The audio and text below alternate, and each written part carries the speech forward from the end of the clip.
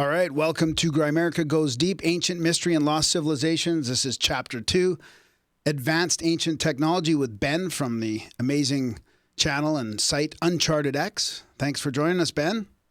Hey guys, yeah, real pleasure to be on. Thanks. I've been a fan of you guys, your channel, your work for quite some time. That's great. Yeah, yours is fantastic too. It's amazing to see all your work on ancient civilization and the technological aspect and what's missing from the research. It's fantastic. And we're going to meet you soon.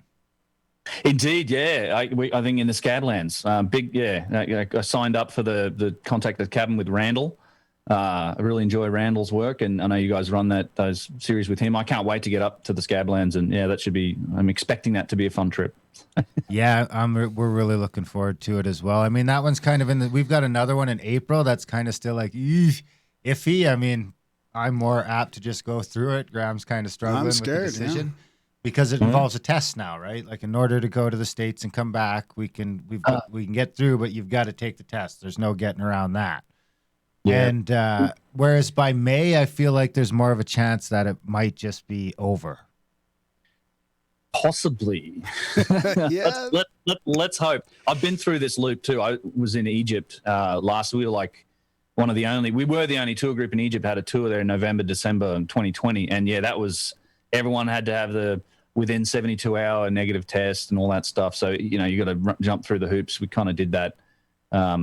It's a little sketchy because it's because of the time constraints. You literally have to, you sort of send off, and because you send off your test result in the mail. I used a mail-in thing, and you sort of I travel to the East Coast to like, hopefully this result comes back negative, and you're trying to get it just before you leave, and you're waiting for that email to show it to the airline. But yeah, it worked out. But it's hopefully it'll settle down for May. Yeah. One of the things that surprised me about your Egypt videos and your guide, I think his name is Yusuf or something like that. He seemed very open-minded to the stuff that you're talking about. Yeah, well, Yusuf's epic. Yes, in fact, he's taught me an awful lot. I've known him for years. He's like the guy when I go to Egypt. He's the guy I'd recommend to anybody because you tend to, and he's not an official tour guide. He's kind of a host. He is a guide, not officially like. The way it works in Egypt, you have to have that sort of, Ministry of Antiquities certified person, and you have that in people with you. And I think that's part of that certification is always making sure that they give you that very orthodox version of what this is. And the benefit of having Yusuf there is he's super he's very well educated. He's done this his whole life. He knows the entire orthodox version of history. He's a practicing stonemason, so he knows the engineering side, and he's made a lot of his own observations over the years, so he gives you a lot of this alternative, and he looks at alternative perspective, I guess. So he's very aware of the evidence on the engineering side of what you can find on these sites. And I mean, the other thing, his father was quite famous. His father was Hakim El Ayawan, who's, if you Google him, was a really famous guide and effectively an indigenous wisdom keeper. So he founded this school. They call it chematology, but it's essentially that others. It's kind of the traditional knowledge that came down through all of the Egyptian people that has been accumulated throughout the generations of people that have been there. So a lot of it's a different version of history. It ties in a bit more closely to what the ancient Egyptians themselves said, because one of the things about ancient Egypt that people don't often realize is that our orthodox version of their civilization is not at all what they said their civilization was. They trace their roots back far further than the beginning of the Old Kingdom, at like 3000 BC. Like the Egyptians called themselves a legacy civilization of the people that came before. So he has that perspective as well. But he's epic, and I'd highly recommend him. A couple other guys like him as well in Egypt, but you can go there and get a real authentic. And I think it would really help Egypt because the more mystery and wonder you can inject into these things, the more people are going to want to go and see it. And I think there's a lot of that to be found there. There's, I think, less if you just, we know how this was done. The Egyptians built it all. They built the pyramid in, 25 years, and it was, done.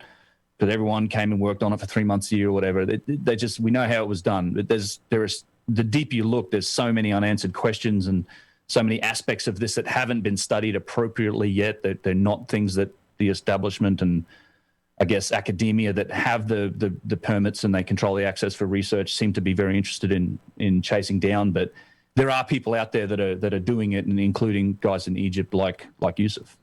One of the things that stands out to me in Egypt and the pyramids specifically is that, I mean, I've never been there, so maybe you can fill us in on if I'm just talking out my ass, but it seems like, I mean, they've always got flashlights when they go down into those tunnels so that they can see stuff. And I don't see how, whether it was broad daylight or otherwise, how people were seeing back there a couple thousand years ago. And the other thing I notice is I don't see a lot of like torch marks. Yeah, that's a huge indicator, and it's a good observation. It's one that really strikes home in places like the Serapeum of Saqqara, which is probably my favorite site in all of Egypt. Really, hardly anyone goes there, and it was shut for a long time. And even in the last several years before this pandemic, it wasn't one of the most popular sites. I think it's the most fascinating. I think it's just one of the most in-your-face sort of obvious signs of advanced technology that must have been involved in some of this stuff. But that's like that. It's this underground cavern, a series of galleries. You could drive a VW down some of these tunnels, and they're perfect. And it's pitch black. Like, I've been in there. I have video of this too. You go in around the corner. They turn off the lights. Yusuf does this. We've done it in a couple of private visits there. It's pitch black, just inside around the corner, and it goes for like hundreds of meters. And there's no exhaust marks. There's no soot marks on the ceiling. There's, in some areas, these little alcoves on the wall where you can tell they've put candles, they've put offerings, and there's soot marks there.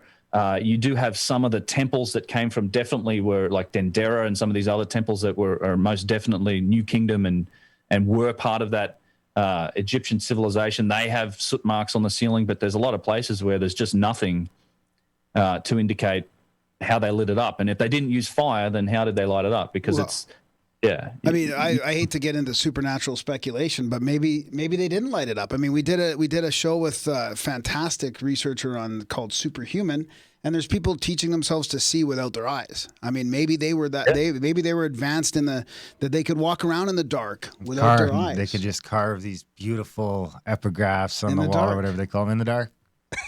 They didn't even have eyes. Yeah. Didn't even have eyes. Yeah, I wouldn't rule it out. You can't rule this stuff out. I think that there's so much evidence that comes from nowadays I'd call it adjacent fields of science to history itself. But one of the big ones that I think can apply, and this is definitely speculation, but it's an interesting path because, look at Homo floresiensis, the Denisovans. We keep finding more and more complexity in our genetic history. Like, we're the last humans left, but there were many other types of humans, and there's this other strange correlation, not just in Egypt but South America too, with elongated skulls. That's a super interesting discussion. But I think it's worth investigating with an open mind the possibility that this type of capability may have existed in either our deep ancestors or even other types of humans who I think could have been involved in a pre-Diluvian civilization or anything. We definitely are seeing more and more sophistication. Like, there's a Denisovan bracelet that's something like 40,000 years old that was found in one of these caves that has a drill hole in it. That's a clear, obvious sign of tools. It's a jade bracelet that's got these drill holes and a striation that's ancient.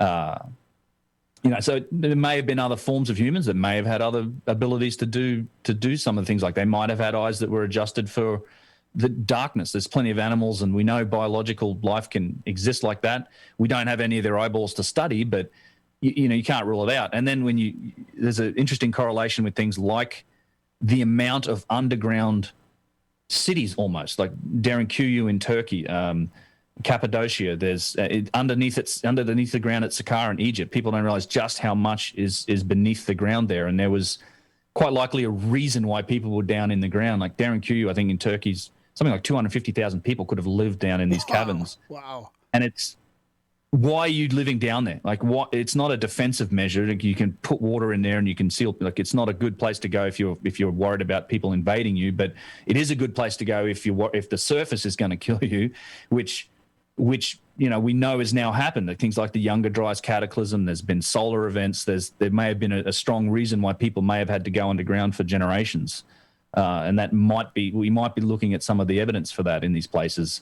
I think there's a strong possibility of that. Like, at places like Saqqara, in Egypt, which is where the Step Pyramid is, where they think that that's the first pyramid that came up. There's such a deeper level of sophistication beneath the ground than what's above it. This is a video that I'm working on at the moment. And there's something like at least 5 or 6 miles of tunnels beneath Saqqara. We don't really know how much the underground, how far it goes. And even Orthodox academics admit that there's the vast majority of ancient Egypt is beneath the ground. It's still beneath. Wow. So it's just all buried in sand? Not just buried in sand, but in the bedrock. Like tunneled underneath the ground. Like there is straight tunnels too. Like, I mean, your videos on this Serapeum are amazing. I mean, unbelievable. And the thing that strikes me about Egypt and what you seem to be doing or highlighting is that there's all these mysteries that are still more and more seem to be coming out as in this contemporary age. Like people that think that Egypt's figured out, like more and more stuff is coming up, right? That's right. Yeah, and it's, I just don't understand why the institutions and the people that have the keys to do the research and the permission, because it's very difficult to do. You can get your hands on some of these objects and artifacts and things at places like the Petrie Museum in London and do some testing, but very difficult to do it in Egypt. You require a lot of partnerships. Everything has to be run through the Antiquities Ministry. They control the release of information. In fact, there's been a couple of interesting cover-ups over the years. I did a video on the labyrinth, which is a massive structure that was discovered, I think, in 2015, or from memory, and then covered up, basically dismissed. It's a whole interesting story. Where was that? The labyrinth? It's Hawara. So there's right. It's an interesting story. It's probably the most famous of these great Egyptian structures that has been lost to the sands of time. And it's one that we know about because we had guys like Herodotus and Diodorus Siculus and all of these historical figures were writing about it. They witnessed it. So you have Egyptian records of it. Then you also have these other records that come from other civilizations that sort of verify this existed. And this was something incredible. It was like thousands of rooms. It was the biggest, one of the biggest underground, like talk about it, like 7 or 8 football fields, like massive multi-leveled underground labyrinth that is, you were said to have needed a guide to go through there. It was multi-levels. It was all granite, like massive granite walls. There's a lot of descriptions of it. It's incredible structure, lost to the sands of time, apparently. And Flinders Petrie, I consider him one of the pioneering archaeologists and Egyptologists that he was the first guy to really apply modern engineering techniques to try and find stuff. And he speculated that this was located at Hawara, which is there's a pyramid, like a mud brick pyramid. There's a big sands. It's just a pyramid, like a broken down mud brick pyramid with all of this sand there today. But he dug down the sand. He found big granite blocks, and he suspected that was the foundations of the labyrinth. Now, what later happened, there was an expedition called the Matterhorn expedition. I think it was 2015, if I'm not wrong. That was done in coordination with this the Supreme Council, Antiquities, under Hawass at the time. And they went and did a bunch of ground penetrating, like 4 or 5 different techniques to look under the ground, and they found the damn thing. Like Petrie didn't find the foundations for it. He found the roof for it. He found the top layer. And what they found was that far below that, there's all these images you can see of it, like a grid pattern of all of these blocks. And it's this massive, everywhere they scanned, they found evidence for this labyrinth. And one of the issues they have is that today it's beneath where the water table is. So there's a water table that's risen, and this is due to a bunch of different sort of modern effects, the damming of the Nile, that they removed the dry season when they did that. They put the Aswan Dam in, also irrigation. It's in an agricultural area. So there's some sort of political hot buttons around that area and the water table. And they really proved that this was here. And it correlates with all the ancient sites. It's probably one of the biggest discovery of modern times, easily. Like this was, I mean, I think it was it Herodotus said that this put the pyramids to shame. Like the pyramids paled in comparison to the wonder of the labyrinth. And they found it. And then, but it was completely covered up. There was one public lecture, I think in late 2015 at the Ghent University in Belgium. And then basically, I mean, this isn't a joke. This is eventually the guy that discovered it, that ran the expedition, came out and made a little website. The website's gone now, but he said that him and his entire team were threatened with national security sanctions by the government by Hawass, if they released any information about this, and it was completely buried and covered up. If you dig hard enough, you can still find his report that shows you what they did, what they found, where it is.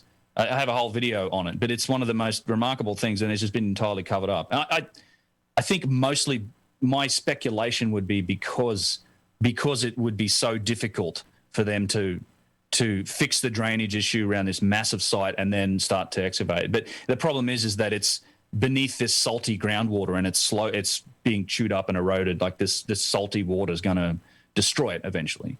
But to me, it's like this should be the number one target for. I mean, I think you could even raise the money with enough foundations. It's a tremendous project. You're talking about years of probably groundwork to fix the drainage. You'd have to move like an irrigation canal. Really, I'm sure it's super political, all of that stuff, but it could be done. And I think they could turn that. It's something that could be restored and found. But I think the more people that know about it, the better. So there's stuff like that. There's a tremendous amount under the ground in Egypt, which kind of throws it out there of how are they doing that kind of stuff, and it kind of throws the timeline out the window too, if that can be the roof of it. Yeah. There's a lot of stuff like that. I mean, people, when you go to Egypt today and you look at these places like Tanis and Bastet and these other places, hardly anyone's heard of them. People know Tanis from the Indiana Jones movie, the map room, and Karnak temple. Like these were kilometers long avenues of obelisks and giant statues, like 1,000-ton statues, single-piece statues, and all we have today, these broken down fragments of parts of it. Like the scale of what happened in ancient Egypt, in particular, is it blows your mind, because the other part to remember about this is that these sites were used as quarries for granite for thousands of years. So not only after the Egyptians themselves used the older sites as quarries, like Ramses II, quite famously, is still a big inscription at the back of the second pyramid from the quarry master that was using the granite from the second pyramid at Giza and quarrying it for Ramses' other structures.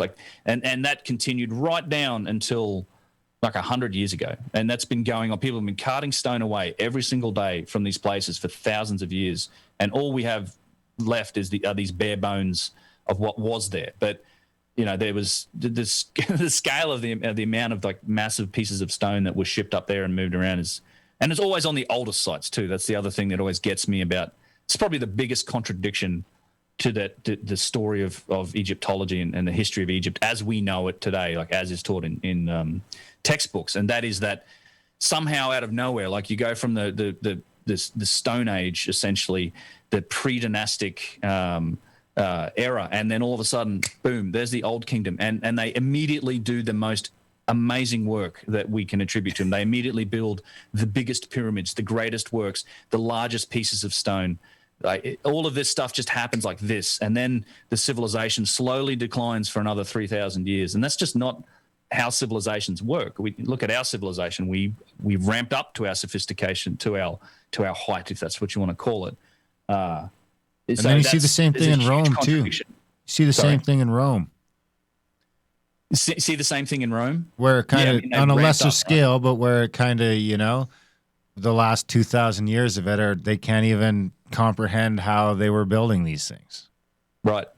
Yeah, and maybe we'll find ourselves there as well, but eventually, I mean, I feel like in some ways our civilization's already started the decline, but there's a ramp to that peak. You can't just pop out of nowhere. And you dig in further to that Old Kingdom stuff. There's so many other contradictions. Like they weren't able to, according to the Orthodox story and historians, they weren't able to quarry granite, which is utterly ridiculous. They were clearly able to quarry granite. There is massive, like 100-ton, 500-ton, big blocks of granite that they must have quarried and moved around. If you're going to say that's where the Old Kingdom came from, I think it's far more likely that the dynastic Egyptian civilization, as we know it, got a hell of a kickstart. They inherited a lot of stuff that was left lying around from their precursors. They used it. They brought it into their culture, and over time they claimed it even. But even then, they didn't. Like there's not a lot out there in terms of them saying that the pyramids were tombs. There's nothing written on them or in them. I feel like, and I don't want to sort of get right to the end of what I wanted to say in this episode, but I'm finally at the point where I feel like with all your evidence and all the stuff that you talk about and all the global stuff, like the stuff in South America, like let's say the one near the lake there. Now I can't remember the name of it.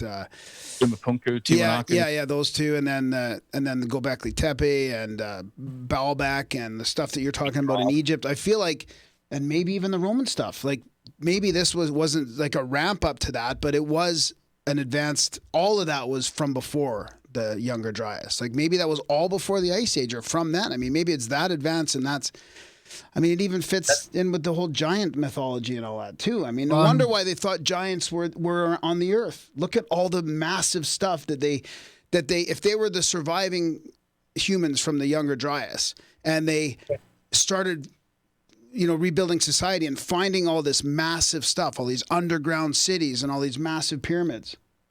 What else would you think?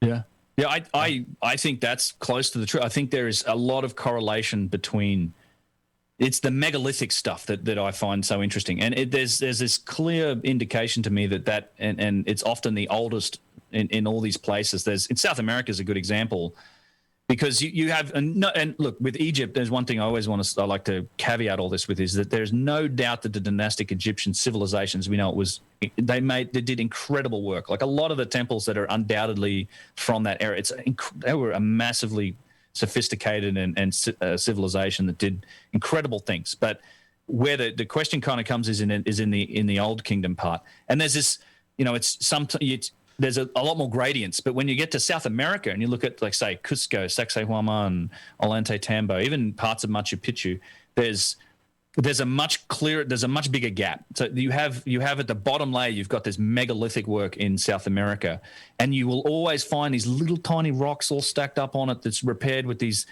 Inca work. Because today, again, the Orthodox story in South America is the Inca more or less built everything. Some people say, well, the Quilchi culture, but it's those recent, and these are very relatively primitive cultures. Like they weren't using metals very much. These guys had obsidian as on their their sticks for spears and stuff. Yeah.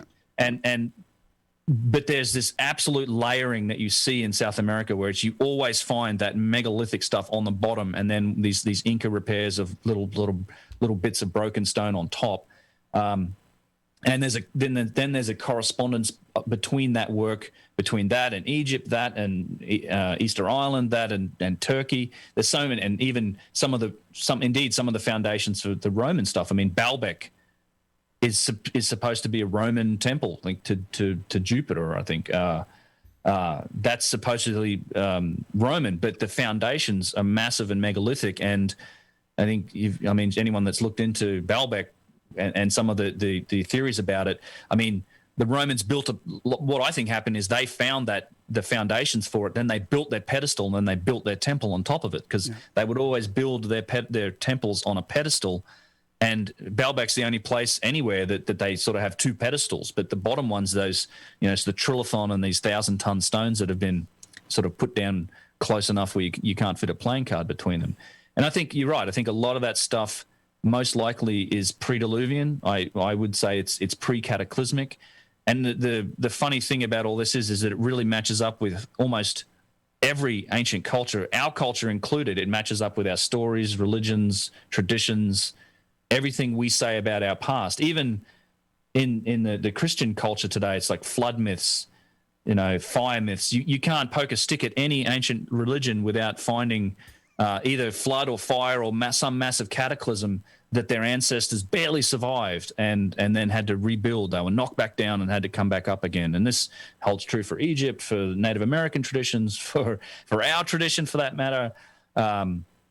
So it's all these things kind of line up. And then, we've at the same time been discovering that, our species gets older and older and older. We keep finding older and older and older examples of Homo sapiens. We find more and more complexity in our DNA. Like we now know that there's some link between South American cultures and Australasian cultures that doesn't exist in Central and North American cultures or back in the day. So it really challenges the whole, well, if the people came into the Americas through that northern land bridge, how come those people in Northern and Central America don't have this genetic indicator? There must have been a mass transit of people across the Pacific at some point in the past. Like, there's more and more complexity, and the timelines keep getting longer and longer. And I think everything sort of lines up and points towards this idea that our history on this planet is longer and more complicated than we think it is, and we be open to that possibility, and we should be investigating these things along those lines. But that's really not what happens, and there's a lot of reasons why. But that's yeah. Can you show us some of your favorite pieces of evidence for some of this stuff? I mean, some of the easy stuff to me that blows me away is even just the way they did the relief carvings instead of just carving stuff out, which is crazy. And then the other one is just even like some of the vases or the vases, whatever you want to call them. I mean, just some of those simple things that I feel like we can't do today out of a solid piece of granite. Right. So here's a good example of one of those. This is one of my favorite little pieces. It's not, and there's so much to talk about with these vases, and this gets down into sort of the engineering challenges of creating objects like these. And again, these are all made. So there's tens of thousands of these, 50,000 or more. Wow. 40,000. Oh, they're everywhere. The 40,000 or more of these were discovered beneath the step pyramid of Djoser at Saqqara, in those 6 miles of tunnels that I was talking about. Holy shit. And not only there, but also like the schist disc, which we can take a look at too. That's supposedly first dynasty. You have other objects like this that are admittedly pre-dynastic, so they're even older. I think a lot of these were inherited and reused, and there's some evidence for it. But just from an engineering perspective, they're utterly remarkable. And part of this is based on the material that they're made from. So a lot of these are made from granite, schist, diorite, even corundum. So stuff that's like 6.5, 7, 8, even 9 on the Mohs scale of hardness, which tops out at 10 with a diamond, which, some of this stone is incredibly difficult to work in. Like, this is not a medium that you would choose to work in. And it's funny because in a lot of cases in the museum, these are often in the Egyptian museum, these are often in cabinets next to pottery, like clay pottery. It's like they're absolutely at opposite ends of the scale in terms of technology. So this thing's made out of granite, but what's really interesting about it is that it's so well made that it almost balances on like the tip of an egg. Like, that's how symmetrical this object is, how perfectly well made it is. And some of these vases, that's with a handle on it still. So it's like offset on the other side to make up for the weight of that handle. Well, it has a handle on both sides. Does it? In Okay. fact, I do have a little. Let me bring up the video, because I do have a little video of this guy. Well, here's another example. Let's let this play. So this is a stone. I guess you'd call it a vase. This is what is that? It's like a crystal form that's so thin it's translucent. The thing in the bottom. And I think this next piece, this is this vase that we were talking about. So there's a handle on both sides, but you can just see how remarkably well made it is. In fact, I have a ton of video of these things. But some of these vases where they've been broken, I mean, Petrie would say that some of this stuff has like a thickness of a playing card is how they got this stone down to, and how well worked it is. You also need the lathe, you need the wheel, you need tube drills to be able to penetrate into this sort of stone.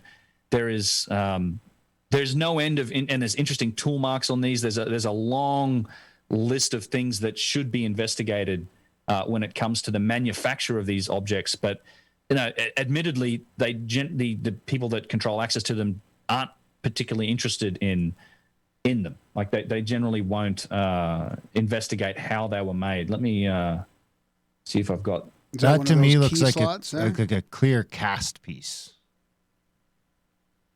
Yeah, possibly. This is evidence of tubular drills, so being drilled into granite. This is in a big box. Oh, wow.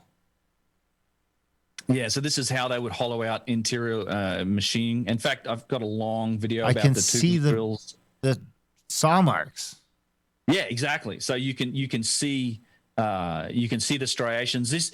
What's interesting with some of these are the cores that came out of these, because these tube drills were hollow, and they would snap these cores off. And there's been some analysis done on one core in particular. It's called Petrie's core number 7. It's in the Petrie Museum in London, which is probably the only reason people have been able to actually look at it and analyze it.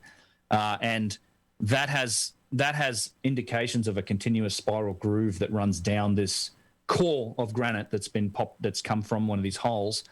And it indicates a penetration rate into the stone 500 times greater than anything that we can achieve today. So that's not speed. That's like for every 6 inches of travel, it's going half an inch into the material. And that's, you're talking about granite. This is not an easy material to penetrate. Today, our tube drills, our core drills rotate quickly, and they're lubricated, and they sort of grind away and go down. And you can do the same thing with copper tubes. You can use wood and hornblende and other things with an abrasive powder like sand to water jet, maybe slowly grind it down. Yeah, but the interesting thing about this is the specific signature from the tools that's left on some of these objects. And these are definitely objects that were old, right? They're found. So yes. These aren't like, this isn't drill marks from the early 1900s or late 1800s or something like that. No, in fact, no, because we're not much closer to being able to do this in the late 1800s and early 1900s. This is the problem. And for the 1,000 years before that, they're wondering how the fuck these people did that. I mean, there's historical journals of early England where they're talking about the Roman structures being godlike and how the Romans must have been gods. That's right. And that's exactly one of the point I was going to make earlier is that it's, and this is what I find really remarkable. It's kind of a meta point about it all, but what's really remarkable is that it wasn't until guys like Petrie in the late 19th century, early 20th century, that we even developed enough industrial capability and engineering knowledge to even understand what it is we're looking at. We just didn't have the context to frame things like that, like these tubular drills, like the saw cuts. In fact, I'll show you an example here of basalt saw cuts into basalt. And I'll just skip this forward. I hope you guys can see this video. Okay. Yep. See, I know the one thing that I consider is because we just did our last episode was with Randall Carlson about Atlantis, which he concludes is in the Azores. There used to be an Azores plateau there that has now sunken down because of the trillions and trillions and trillions of tons of ice that came off of the northern hemisphere. Right. So I've got to assume that there could be the same sort of effect in Egypt. That, on top of irrigation and all the other problems they have, that Egypt could just literally be sinking. Yeah, I mean, the ancient, back in the in the Ice Age. I don't know. I actually don't know. I think that I don't know how much glaciation was happening in this area and how much it could have affected it or not. Well, he talks about the isostatic depression, where it's just the actual loss of that weight is going to cause the rest of the globe to rebound in some way, shape, or form. Yeah, on the actual tectonic plates, right? Yeah, it's possible. I think there's definitely been some shift. I mean, that's one of the reasons why with the Great Pyramid. So just so a context on what we're looking at, look at the angle, the arc on this edge of the cut once it turns around. Jeez. This was a saw cut. This was a saw. See the curve to the blade. This was a saw cut that wasn't quite finished on this basalt block. A massive circular saw cut. This is at a place called Abu Sir. That's an Old Kingdom site. It's not somewhere that the general public can get to, but you can see the striations from the blade. You can also see the curve of the blade. This would have been a circular saw, perhaps a swing saw that was like probably 9 meters or so in diameter. Massive industrial processing. And the other thing is there's a lip on this, on the edge of this cut, where you can see the material. The thickness of the blade was something like maybe a few millimeters thick. So I don't know what material it was made from, but it's also carving through basalt, which is like a 7, I think, on the Mohs scale. Remarkable. There's a lot of these are some of just the pieces of evidence that exist in places like this. Just lying around. Just lying around. Yeah, out in the just in the weather. There's no end of it too. That's the other thing. There's really no end to this stuff. Let me see what else. In fact, this is that block here. You might be able to see it a little better. It's. Oh yeah, I see the radius now. Curve. Yeah, there's a radius curve to it. It makes me think that this whole what got Darren and I interested in some of this stuff in the podcast is the ancient aliens thing. But now I feel like that was all just a big distraction. Yeah, that's what it starts to seem like. Was a distraction from our. Because it doesn't even come. I'm like past the point of, you're calling all the ancient cultures idiots. I'm like, no. I think they're better than us, and this is the problem. Yeah. Yeah. So my perspective on that is, and so I don't believe you need aliens to the same sort of position that Hancock has on this. I don't believe you need aliens to explain this stuff. I think humans are capable of doing it. we had a lot more technological sophistication. These things are one of the key indicators that there was forms of high technology going on in the distant past. And it's the only way that you can explain the evidence that we have today. You simply cannot explain the markings and some of the objects that we have, and particularly once you get into precision. And that's a whole topic of itself, but you can't replicate that stuff or explain it using the tools that are in the archaeological record that we know came from the dynastic Egyptians, which were, copper chisels, pounding stones, flint chisels, basic plumb bobs and squares and stuff. Like but because those are the tools that have been found, that's the box that the academia and the orthodox view, they put all of this stuff into. So they're trying to cram this square peg through a round hole of the evidence. It just doesn't match the evidence. What this evidence to me indicates is that we haven't found the tools that we use to make these. Right. And it gets to either one of two conclusions for me overall, which is either we've greatly underestimated the dynastic Egyptians and the ancient cultures that built these megalithic works and they made these objects. So our whole picture of their history is wrong. They were far more this extends to knowledge of the cosmos and fundamental mathematical principles of nature, the type of stuff that's encoded in the geometry of the Great Pyramid, pi, phi, golden ratio, the dimensions of the planet. The Great Pyramid's essentially a very solid replica to a scale of, I think, 48,200 to 1 of the Northern Hemisphere. Like, they clearly knew how to measure longitude, which is a whole challenge that we didn't meet until Captain Cook's second voyage of discovery, late 18th century. So there's all this evidence that's in the objects themselves that leads you to one of two conclusions. It's either we've completely underestimated and our picture of those ancient cultures is wrong, or they didn't do it, which means they inherited this stuff. And a lot of this stuff came from an older culture that was more sophisticated. And to me, there's so much other evidence that points towards that second conclusion, that is the most likely conclusion. And that's where I end up with a lot of my stuff. That's what I talk about, because I think that is the best explanation for what we see.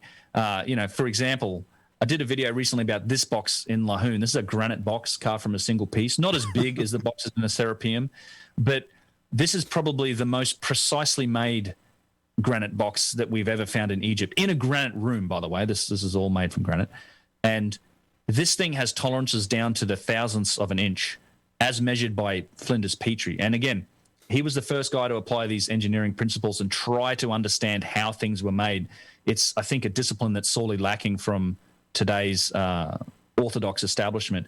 But he couldn't measure this accurately. He didn't have the scale to be able to exactly measure how accurate this was. And this is where you really get into the mix on precision. And because precision's this devious thing, right? Precision has a relationship to function. Like, think about the example I like to use is integrated circuits, microchips, things like that. Like, you only chase these crazy levels of precision when you have a return that's functional. We only spend the billions of dollars to get down to 7 nanometer processors to if make it's going to do something. That's a great point.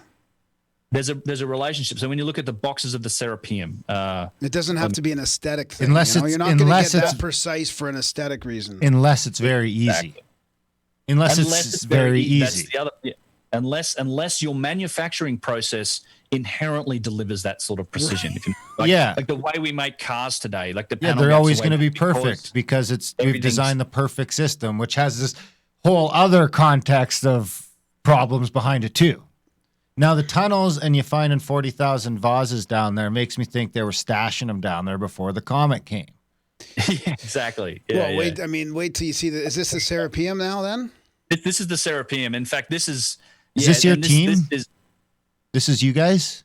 This is me. This is back in 2016. This wasn't but this is an area you can't get into. But check out the size of this thing. This is a granite box that's been tucked around in a corner, by the way, underground in the caverns. This is a granite box with its lid on top. Actually, it's granodiorite. This is actually harder than granite. This is a probably some form of cyanide or something. Absolutely incredible. It's not finished. It's not perfectly polished and finished like the other boxes, probably because it cracked. Now, when we talk about precision, exactly what you said, Darren, is if everything's ceremonial, if this is a one-time use box, if it's you're going to put the ball in it and you're going to cover it up and never look at it again, you just have to color within the lines. Like there's no reason to hollow out the inside of this to these perfectly square corners, as has been measured by Christopher Dunn. These boxes have a remarkable degree of precision and finish to their surface. Let me find another. Actually, I'll skip through this. Which leads to either technology or it's just their process was so good that it's just like the same as us making cars or cups. Like I bet you if you measure every one of these coffee cups, they're probably all within 100,000ths of an inch because a couple fell. Yeah. You know what I mean? Yeah. It's because it's made in a dye box, which leads to the geopolymer thing, which is something I wanted to ask you about a little later because I just watched a great video that kind of starts in Egypt and then it goes to kind of Rome and Greece from there, and it kind of shows us this degradation of a geopolymer technology, possibly because they were talking about just the amount of stones. Now I'm not talking about. Clearly, there's a bunch of granite structures inside the Great Pyramid that were quarried, but I'm just talking about the 2.5 million blocks that you need to skirt the thing. Yeah, so we can definitely get into that. I think that's I have a particular opinion on the. I'm open to it, but I do have I think some contrary evidence that the whole geopolymer theories need to address. Awesome. But it's definitely promising. A promising area of study is what I'd say with a lot of that. See, when I look at that right there, I just think it's like a thing down in the basement of a nuclear power plant. Right. There has to be a function. Yeah, a lot of this stuff is a function. What I want to say about precision, and then we can move on. There's one more thing I wanted to mention about precision, and this is that some of this work to define how precise stuff is, there's hardly been anything done since the time of Petrie. Wow. You have Chris Dunn, who's done some work, which his book, Lost Technologies of Ancient Egypt, is a revelation. Like, I think that book's going to be... Look at the tunnel. Just look at the tunnel. Yeah, exactly. Straight as an arrow, too. We're driving Volkswagen down these tunnels. This is all in the bedrock beneath Saqqara.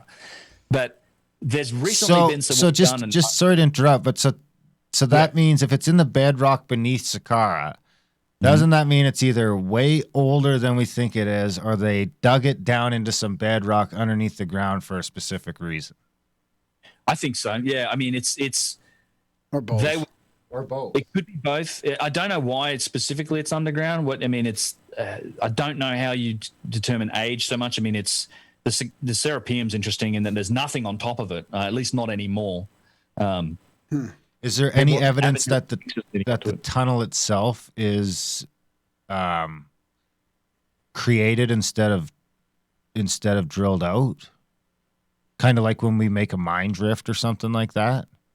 It was definitely dug out. There's markings. There's still tools okay. Something on the sides of the walls. And this is, again, you don't see evidence of soot in here. It's an incredible, this place, there's 24 of these boxes. And there's some of them weigh 50, 60, 70, even up to 100 tons with the lid. What are the dimensions of them approximately? It's sort of probably some of them are up like 15 feet long, and probably some of them are even longer. Some of them are up to 10 or 11 feet high with the lid.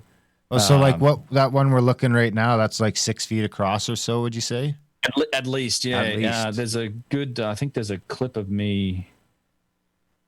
Where wow, so those are absolutely massive, and there's a lot of them down there.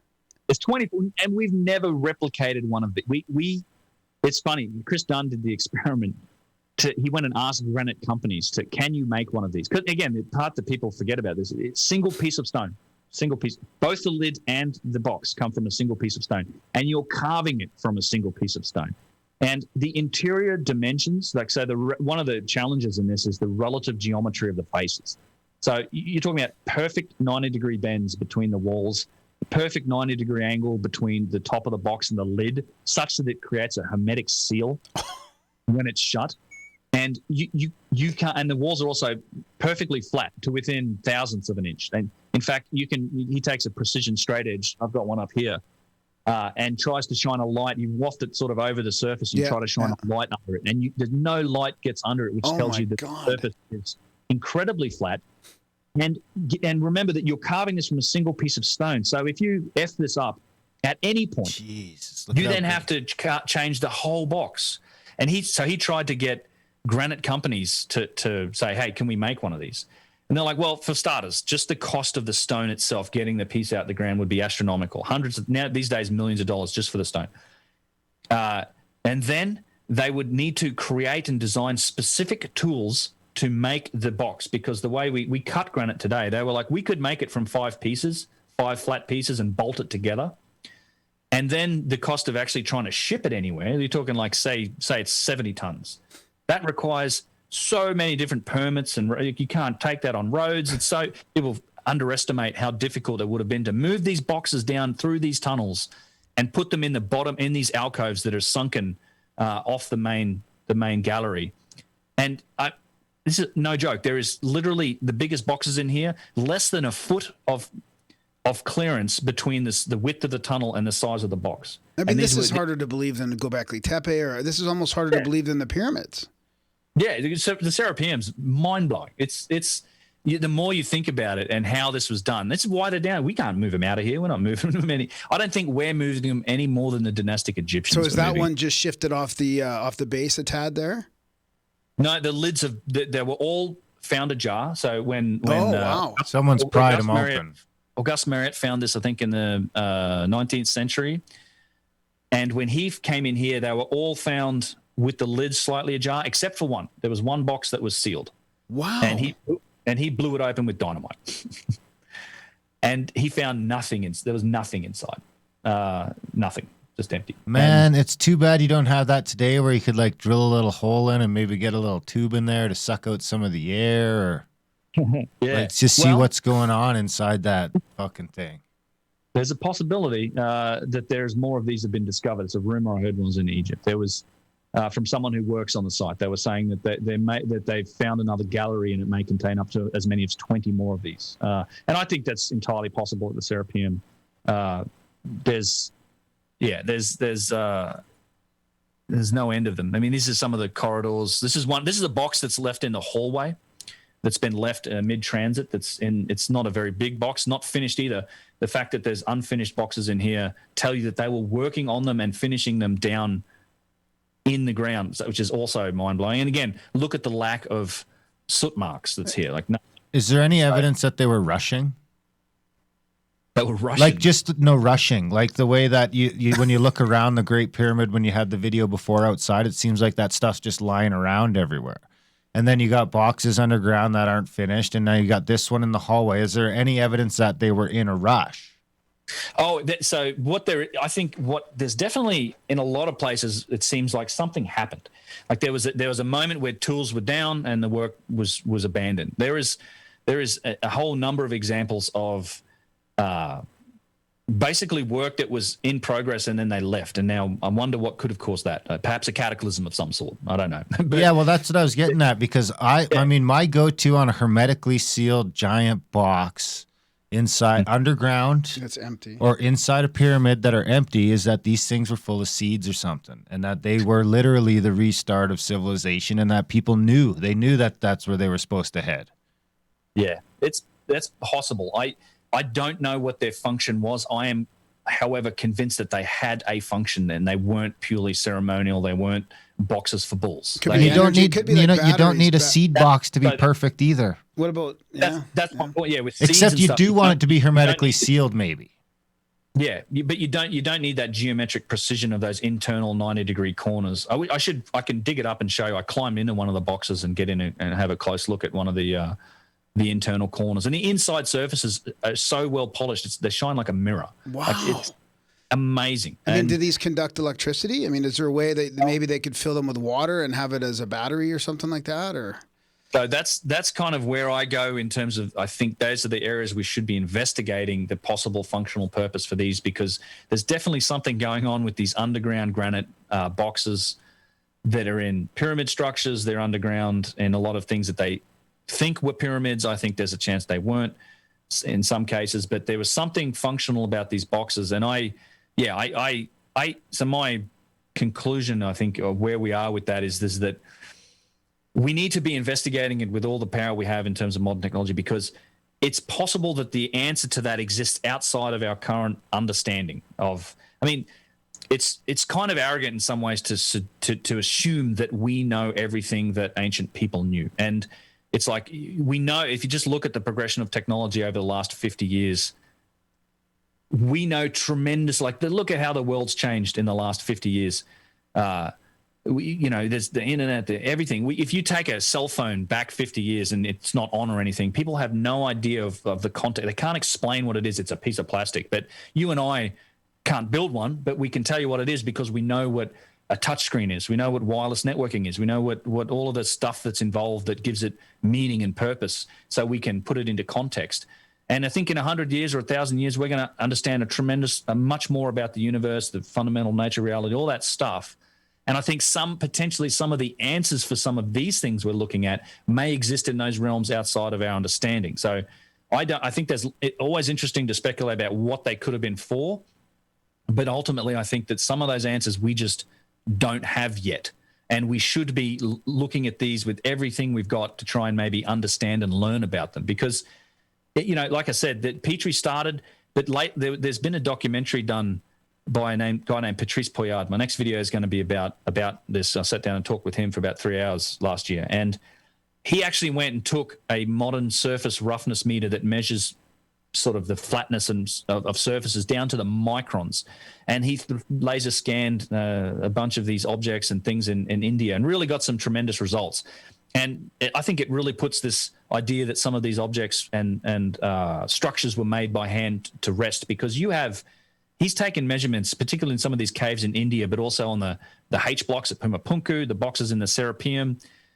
You're talking about single digits of microns in terms of flatness. And one of the walls in this cave has a surface roughness of around 1.5 microns. Now, a micron being 1,000th of a millimeter, that's how flat this surface is, and over long distances. This is absolutely mind-boggling. And What clearly does something else other than guys rubbing on it with rocks and sand was involved here. And the implications on history are staggering.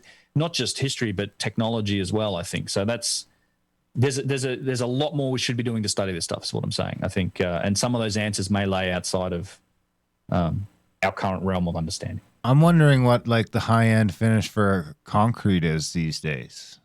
How smooth can they get concrete, or even a sheet of glass isn't going to be close to that. Well, no, a sheet of glass itself, you're at you are at the same rugosity or surface roughness of glass at that point. Yeah, you are. That's about the same as just glass, which it uses gravity. It settles on a level. It's like that's perfectly formed glass. It is orders of magnitude smoother than precision concrete or anything like that. And the thing is that the reality is that the only way that in today's world that we can achieve levels of flatness like that is only with very sophisticated machinery and computer guided tools. That you cannot do this by hand. And there's a big debate in this area. There's a lot of people that will tell you that all of this stuff was done by hand, just took time and effort. It was a national project, bro. That's just what they wanted to do with their time. And some people, a lot of people out there will show you, it is possible to cut stone with copper and sand, and it is possible to grind away and do these things, and you can try and make these vases, and they kind of go on to declare victory. But there's a world of difference between that and this measurable precision that we have now on some of these objects, and I think that becomes the true test. If you can make something by hand and you can measure it and you can get down to these levels of precision, then we have a discussion about it. But there's just simply every engineer and every person that's actually looked at it honestly, that has taken into account the measurable degree of precision that's in these objects. You can't come within leagues of approaching it using the tools and techniques that we have in the archaeological record, which has all these implications on the story of history, right? There was clearly something else going on back in the day. Not everything is made like this. There's obviously lots of stuff was made by the dynastic Egyptians and the other civilizations, but there is let me find an example. Well, then you get into not only can it not have been done with the stuff the pre-dynastic Egyptians were using, you're talking about boxes that can't be done by 2021 humans. Right. There's some stuff that is beyond. I think we're capable of doing an awful lot, but only with the use of very sophisticated tools and technology. Like just for people that aren't sure about the history of Egypt. When you say dynastic, can you explain that the difference between dynastic and the old kingdom? Let me flip back over to here. Yes, I can. Let me bring this back up. So, well, dynastic includes the old kingdom. So there's, in fact, I can let me just pull up one thing here as I use as background. So when I say dynastic Egypt, I mean the dynastic periods of Egypt. So ancient Egyptians as we know them. Right. Is that a foot? In the old kingdom. So you have the old kingdom, you have intermediate periods, you have the middle kingdom, you have more intermediate periods, you have the new kingdom, and then Greek Roman times. So and then it ends with Cleopatra. But so that period stretches from roughly 3000 BC right up until Cleopatra. And that's the funny thing, like all the best stuff happens at the end. So old kingdom being the oldest period. I do have and I do have a particular video on my channel. It's called what's it called? It's the improbable timeline of the old pyramid. Yeah, I watched that. That's why. It's fantastic. Yeah. Yeah. So and that actually lays out all these periods and it puts it all into context where these were supposed to have happened in what time frames. And again, the emphasis being that all of the most amazing stuff, the biggest stuff, the best stuff, seems to have happened in the earliest periods of history as we know it. So it's one of the big contradictions to the story of history. Yeah. Is that a foot I'm looking at? Okay.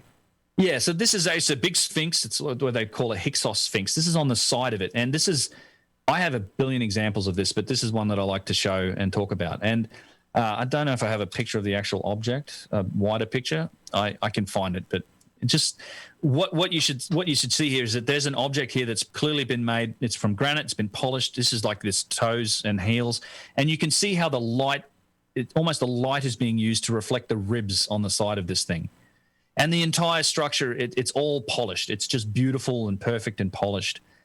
And then someone's come along later and quite obviously used a damn chisel on this thing, and they've carved these hieroglyphs in it. Now there's this significant difference between the quality of the stuff here with the ribs and the shine and the polish on the work and these hieroglyphs. I mean, the lines aren't even straight. And this is there's a whole box in the Serapeum and this gets at the root of the issue around the Orthodox story of Egypt and Egyptology, because it's these writings that are used to date and relate these objects. Wow, really? So they're trying to use that? Yes, yeah, no, absolutely. They look at and in fact the whole Serapeum, everything else. The most of our version of history as we know it is based on what's written on these objects, and they use, like, if somebody came along and did this, and this has the name of a king on it, then they would say that, okay, we know from the chronicles of the Egyptians, and we've got king lists, and we know when that king approximately lived. Then therefore he had this object built. And this whole place that this object was found in must have also been built then. And then that's what goes into the textbooks, more or less. The writing is always used to date and relate objects and structures into the story of history. And it's nonsense, because once you start to see this on objects, it's everywhere. You see these incredibly made precision boxes and objects, slabs, statues that have these poorly inscribed, obviously handmade hieroglyphs that aren't polished, that have got tool marks on them. The lines aren't straight. I mean, they developed this capability over time. They became very good at hieroglyphs, but you also don't have any of the machining marks in the hieroglyphs. You don't have any evidence of advanced technology in the writing itself. So I think the much more likely explanation for a lot of this stuff is that it was inherited. These were objects that they found, or they just inherited, and then over time claimed. Yeah, and does that include all the writing inside the Great Pyramid? Yeah, I think so. Well, there's no writing inside. There's a painted on. The only thing they have in the Great Pyramid is a painted on cartouche. It uses red ochre paint. There's no carvings. There's no hieroglyphs other than that inside the Great Pyramid at all. I thought there was. Was there hieroglyphs in the Serapeum that you were showing there? There was. In fact, if you just give me one second. And those little alcoves that you had there before we stopped talking about that, that's interesting. Yeah, I always thought there was hieroglyphs in the pyramid too, and I've been in there. Nothing in any of the major pyramids. No, it's a whole other story about talking about the cartouche that's in the Great Pyramid in one of the relieving chambers, which seems like a very odd place for a king to put his name. And there's a whole bunch of controversy around that. There were some Germans that got in there. They got kicked out of Egypt because they were allegedly sampling it, although there's evidence that it's been sampled before that. Robert Boval has a big, long story on his website that if people are interested in this topic, they should go read. But my point is this, when it comes to that red ochre paint, and this is probably make more sense to the people that know about this story, is that it's organic. You could date it. They should go and date that paint. And I can tell you something, that for damn sure, if they dated that paint, I'm sure it's been dated because we haven't heard any results. Because for damn sure, if they dated that paint and it came back as 2500 BC, right around the time of Khufu, there would have been a huge banner raised up, and it would have been world news. They would not stop talking about this result if that had been the case. But we just don't know. You can't get up there to access it. I suspect it's been dated. There's a whole story about how that particular paint was discovered by Colonel Howard Weiss, who was exploring it at the time. He really needed a discovery to continue his funding. There's a lot of speculation that perhaps he did it in order to get funding. He might have put that cartouche on there. It's actually misspelt, like it's actually drawn poorly. It's not the right cartouche particularly. And it's also a very odd place for a king to put his name. It's basically you're putting it in an area of the pyramid that's never meant to be seen. It's a rough, unfinished area that's in these chambers above the king's chamber, upper chamber. We could talk for a long time about that cartouche. I'm very skeptical about it. I think it needs to be tested, basically. And I suspect it has been sampled. There's evidence that it has. And I suspect that because those results probably don't match the story, they'd probably come back most likely to be 19th century, around Howard Weiss's time, that we'll never get to the bottom of it. It's just long story short, there's no hieroglyphs inside these pyramids, which is not how even Old Kingdom pharaohs made their tombs. And there's lots of evidence of Old Kingdom tombs. They're all covered in hieroglyphs, covered in carving, covered in dedications. I mean, the whole Valley of the Kings and all of the Valley of the Nobles, there's Old Kingdom tombs at Giza, at Saqqara, covered in glyphs and hieroglyphs. I think these pyramids weren't tombs. There's very little evidence that they were. It's a very speculative at best to make that association. And I suspect that while the dynastic Egyptians, that whole dynastic civilization worked on the pyramids, I don't think they originally built them. Because even if they had, then it has all sorts of implications for how sophisticated they were as a civilization. They had mapped and understood the world. They understood the cosmos. They understood the dimensions of the planet. They must have understood they must have understood fundamental constants of nature, which they are not attributed as far as we know, had no idea about. Phi, pi, the golden ratio, all these things. Even the metric system is represented. There's a lot of evidence for that. But where was I going? I wanted to. I got another question while you're looking for that. Is there an underground structure to still be discovered under the pyramid of the Sphinx as well? In short, I think yes. I mean, I'm asking you to speculate because I keep hearing rumors that it's there and it's been found, and then I just kind of lose interest and forget what the actual story is. So there is a lot of evidence of that. Yeah. Let me find this one box that has. So it's actually a good example of the corridor here. It's very straight, and so there is. It's one of those things that there's been lots of controversy. I have a whole video about the Sphinx, and there's lots of historical accounts of cavities and things being discovered beneath the Sphinx. But you can go there today with a tour. Like we ran this tour, and it's a part of. We're going to be doing more in the future. You can go to something called the Osiris Shaft, which is on the causeway that connects the Sphinx to the second pyramid, the Khafra pyramid. There's a huge limestone causeway that had a roof once upon a time. But you can go in there, and if you pay the money for a special permission, you can go down. And this is 3 chambers that go down 110 feet into the bedrock. And there's boxes in these chambers. You go down this rickety old ladder and get down to the bottom layer. There is no end of, and at the bottom layer, there's tunnels that go off on the direction of the causeway that connects the pyramid to the Sphinx that apparently nobody's explored because there's nothing down there. There's also water down there, but there's tremendous evidence for that, and I think I think it's very likely that there are cavities and chambers underneath all of that, a lot of the Giza Plateau. I mean, yeah, it's something that I think we could easily solve if we just someone had the permission to go and use all of the power of modern technology and ground penetrating radar and all the other techniques that can help us to see beneath the ground. We could go and answer this question. But you've had expeditions, and Zahi Hawass and Mark Lehner have been drilling underneath the Sphinx since the 70s. They've been looking for stuff.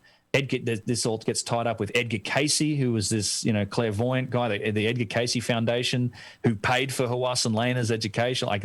There's all sorts of connections. It's a very interesting story. A couple of really good YouTube videos on it out there. I think, and again, it's this area of this conspiracy and all this. I think I get so frustrated with the uncertainty of this, because I think we could solve these problems. I think it'd be quite easy. We could go and actually figure this out, but it just doesn't seem to be something that anyone's interested in doing. Well, and it starts to seem like even that whole Middle Eastern area is geopolitically unstable for a reason. There we go. Geopolitically unstable for a reason for our entire lifetimes, because it seems like those are the places that have all the evidence of crazy stuff in the past. Yeah. Yeah, I've been trying to get to Lebanon to Baalbek for a while, and it's like you said, it's tough to get to some of these areas safely. And I'm currently looking for a boat to charter to go look for Atlantis for Randall. So yes, in the Azores, I think that'd be a good. It's a nice spot. So, yeah. So again, this is just by way of background. If you're seeing this, so this is a polished granite box that has been scrawled on it with hieroglyphs, and you can so obviously see the line. The lines on this box and the interior surface are absolutely perfect. They were capable of making objects with straight lines, but they couldn't draw a straight line on it. Yet all of this writing is used to date and relate not only these boxes. There's 2 or 3 boxes out of the 24 that have hieroglyphs on them. There's a couple of others only have a little inscription. This one is covered in them, and they consider it the most valuable because of the inscriptions. And they use these inscriptions to date and relate not only all the boxes but the entire site into the story of ancient Egypt. And I think they date it to the Middle Kingdom. I think it's nonsense. You can see someone's been scrawling on this with a chisel. I consider this box has been vandalized, not written on. This is the equivalent of coming back and saying 5,000 years as some skyscrapers are still standing and somebody tagged one of the skyscrapers with spray paint. Yeah. You're like, oh, look, little Timmy made this object, clearly. Like, that's a great analogy. Little Timmy. What about didn't the tunnels have hieroglyphs on them? I thought I saw back a little ways. Were those? No, they didn't, eh? Nope. Oh, okay. They almost looked more like machinery or some sort of weird thing in the walls. So there's little alcoves. There was the little alcoves that were on the side here, like this. So what in the Serapeum specifically, in these alcoves with these boxes, and I think this is something else that sort of hints at a functional nature. There were these massive granite false doors. So these big pieces of granite, and they had this what's called a false door shape on it. You'll see it at the back of this box, and all of that granite, you can see it. There was one of them, like they were facing the boxes. In all the alcoves, you had on either side these big false doors, which I think are acoustically active devices. There's a few resonance chambers that use that shape that you can still experience some astonishing resonance in Egypt. And all of that stuff's been quarried and taken out. There's a couple of places. There's in one of the closed off rooms, there's a broken down granite false door that you can still see on the ground. But they've all been removed. But that's in the sides of these alcoves next to these boxes, there were these giant granite false doors, for want of a better term. Wow. It's a shape that was later adopted by the Egyptians as ceremonial, and but it's something that's reflected in a lot of these sort of really old bits of stone. What Yusuf's pointing out some of the tool marks here. Let me show this next one real quickly. When's the next trip? So it's interesting. I'm in the process of planning it right now, and it'll be interesting because if it goes well, I'm going to have a very special guest coming with me. It's with somebody that we both know. So Nice. we'll leave that for now. Great. Yeah, we'll see. But I'm aiming. It'll be October, so late October this year, hopefully. Well, yeah, that's the booking that I have for it. So putting that together. But yeah, this to me is we get to the end here. In fact, there's a shot that I want to show you. Sure. And then maybe before we let you go, do you want to touch on that geopolymer question of Darren's quickly, and then we'll wrap it up? Yeah. So look, as we turn the corner here, just look at the way the light reflects off the stone, and sort of consider this isn't a natural property of granite. Like this stone has been polished, and you can see it's almost, you can see the mirror-like finish of it as we turn the corner here, and just that reflection. I see what you mean. Yeah, granite's not naturally like that. You have to get it like that. Well, that's what it's like in the high rises downtown. Yeah. It's super polished. The kitchen countertops. But you can see the chicken scratch that's on it from some dude's chisel, back in the day. And likely this was the priest that owned and ran this place during the Egyptian civilization. Likely used it. They were probably selling sacrifices on it. Yeah. That's a false door shape. So they've drawn this on here, but this is the false door shape that you see carved into granite in a lot of examples in ancient Egypt. Wow. All right, let me wrap that up there then, and we'll move on to geopolymer, because that's an interesting theory, and I actually have. And I think I know the documentary that you're talking about. Yeah, it's like 3 hours or something like that. Yeah, it's the K 2019. Yeah, in fact, the director did contact me last year about it. And I look, I'm, and there's the whole Geopolymer Institute. I think it's an area that is promising. It has some. It's a promising area of research. I think it does have some. I think the place where they've made the most progress with that is in South America, particularly at Tiwanaku, Pumapunku. There's some evidence of organic compounds in the andesite that needs explaining. But there's, to me, a few major, I guess, holes in the theory right now that I think need to be addressed, because there is a tremendous amount of evidence for the fact that it's not geopolymer, is what I would say. And first of all, I would rule out anything that's granite. Now, I know that a lot of people like to say, well, I had these giant quartz lenses and melted granite and reconstituted it. No, we have granite quarries. We have strata lines in the granite. You can see veins of different material. We've actually got the quarries. And the same thing applies for a lot of the limestone stuff. And this is a good example. This is behind the second pyramid. And what you're looking at is the actual quarry where a lot of the blocks came from. So the second pyramid, they cut down, they leveled out a ton of ground, and they took a lot of the blocks that when they made this cutting to level the ground for the second pyramid, and they used these blocks in the construction of the pyramids. And this is what's left. So this is where they were cutting down their lines and they were slicing the blocks off. And this is kind of what's left from this area of the quarry. I mean, and you also have shells and fossils in the limestone, because it's a sedimentary rock on the Giza Plateau. It was once seabed. So you have fossils and seashells and things all over the place. You see them in the ground in the bedrock. You see them in the blocks, and the blocks came from the bedrock.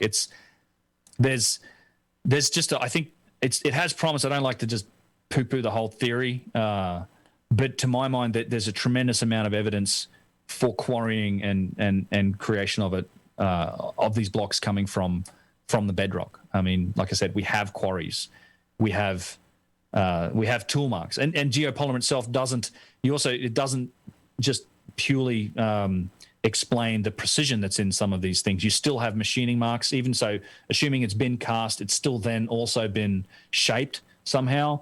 And I guess the last thing that I'd say about geopolymer that does confuse me, if you are indeed making these from geopolymer, because consider how we use it today. Like we have one mold, and we make 1 billion bricks out of it, and all the bricks are the same shape and size, because that's the most efficient way to pour and use a mold.